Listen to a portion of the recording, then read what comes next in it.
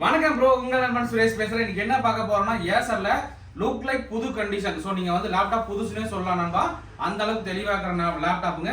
So பாருங்க, இது வந்து ஏசரோட சீல்டு வந்து ஓப்பன் பண்ணாத அன்ஓப்பன் லேப்டாப்புங்க.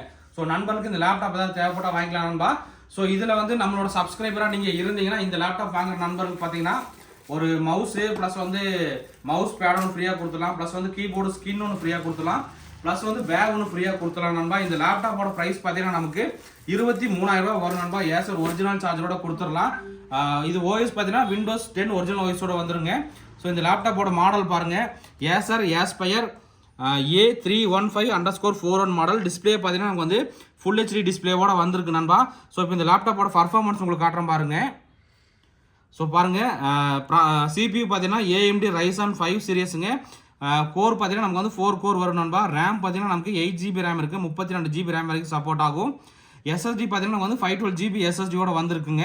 ப்ளஸ் முக்கியமாக இதில் பார்த்தீங்கன்னா 1 GB AMD RADEON graphics card இருக்குது. அதனால் இதில் வந்து நீங்கள் சின்ன சின்ன எடிட்டிங், ஃபோட்டோஷாப், ஆட்டோகேட் அந்த மாதிரி எல்லாத்துக்குமே சப்போர்ட் ஆகும் நண்பா.